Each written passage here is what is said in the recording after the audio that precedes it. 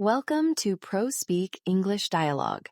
Today, Alex and Sarah talk about how to say you misunderstood the requirements at work, clearly, professionally, and with a plan, so you can correct course before the wrong build picks up speed. Sarah, okay, I need a second brain. I just did a walkthrough and I think I built the wrong thing. Walk me through it. What did they want versus what you built? They wanted the report to filter by customer segment first, then by date. I built a date first because I assumed sort meant chronological. So the order of operations matters for their workflow. Yeah, big time. And honestly, I misunderstood the requirements. I didn't catch it until the demo. Okay, that's painful, but it's also fixable. Requirements are just the rules for what done looks like, and you got a rule wrong. Done. Yeah, in my head, done meant fast export. For them, done meant segment slice, then time slice. Right. And when you say you misunderstood the requirements, you're not saying you're dumb. You're saying your mental model didn't match theirs. Mental model. Yeah, but my stomach is doing cartwheels because now I have to tell Maya, and she's waiting on this for the client review. Totally. The scary part isn't the bug, it's the conversation. Like, how do you say it without sounding like you're throwing the ticket under the bus? Exactly. I don't want to sound defensive, but I also don't want to absorb 100% of the blame if the write-up was messy. Yeah, that's the tension. You can name a messy doc later, but the first message has to be ownership. Otherwise, people hear excuses, not solutions. Ownership first. Okay. So I need language that says, this is on me without spiraling into a novel. Short is your friend.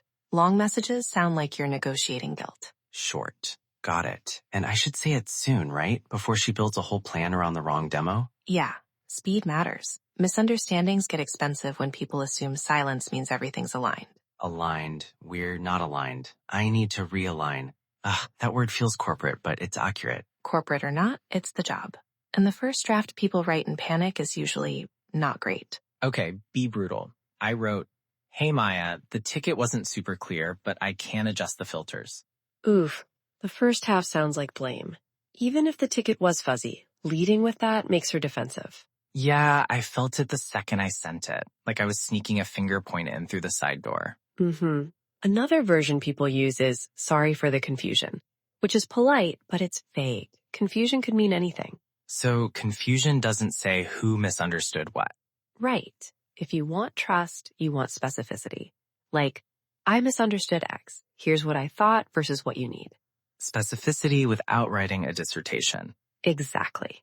Also, avoid the word obviously anywhere. Nothing good follows obviously in Slack. Obviously. Wait, can I not say obviously? You know what I mean.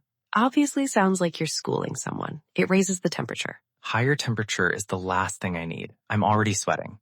Another trap is over-explaining your process, like 5 paragraphs about how you interpreted the word sort. Because I'm trying to prove I'm smart, even though I missed the point. Yeah, people don't need your internal monologue. They need the correction plan. Correction plan. So what I got wrong, what right looks like, what I'll do next. That's the skeleton.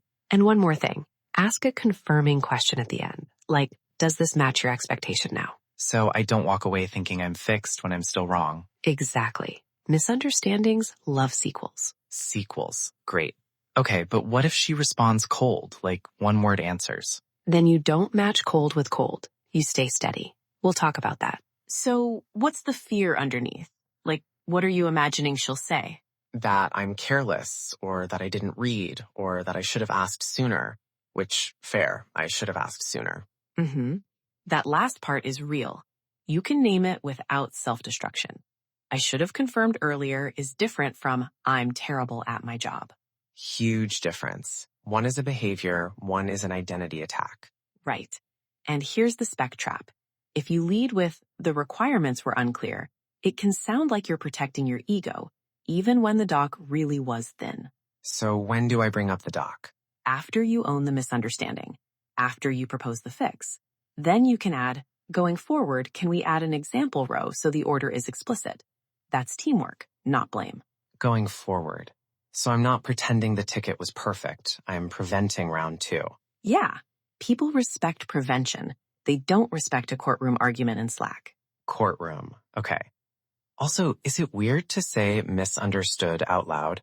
It feels like admitting failure in neon letters. It's direct. Direct is respectful. What sounds worse is pretending the demo was almost right when it wasn't. Almost right is how you get double work. You polish the wrong foundation. Exactly. So you want the phrase that resets reality fast.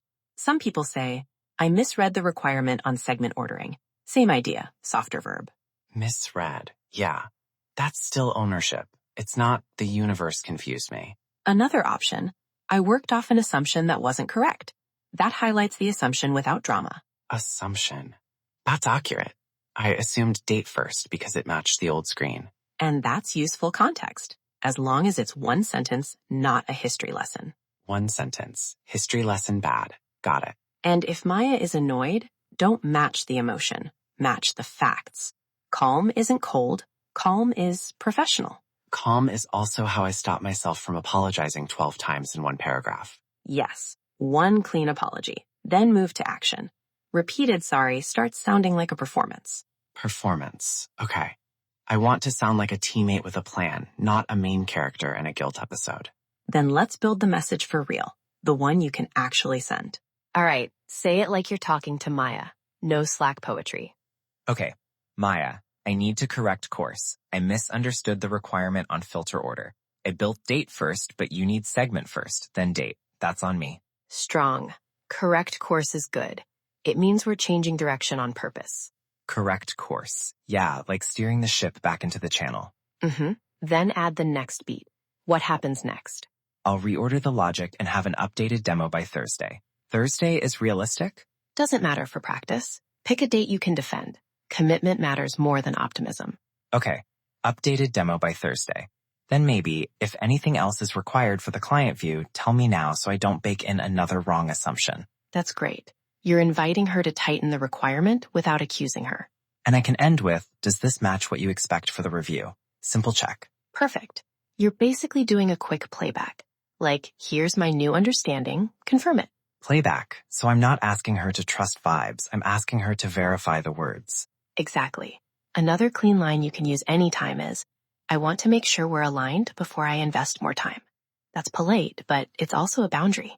Boundary, yeah, because every extra day on the wrong build is expensive. If you want a softer opener, you can start with, quick heads up, I realized I misread the requirement on. Heads up signals early warning, not drama. Heads up feels less heavy than we need to talk too. Yeah. And if you're on a call, you can say, I owe you a straight answer. I misunderstood what sort meant in this context. Owes is strong, but it's human. Straight answer, I like that. It's respectful without groveling. Groveling makes people uncomfortable anyway. Teammates want clarity, not a guilt show. Guilt show canceled. Okay, I'll send the Slack, and if she wants a call, I'm ready. Same script, just out loud. Good. Same facts, same calm. That's how you rebuild trust. Consistency, not perfection. All right. My sticky note says, correct course, own the misunderstanding, playback, date, confirm, and one sorry, not 12. Perfect.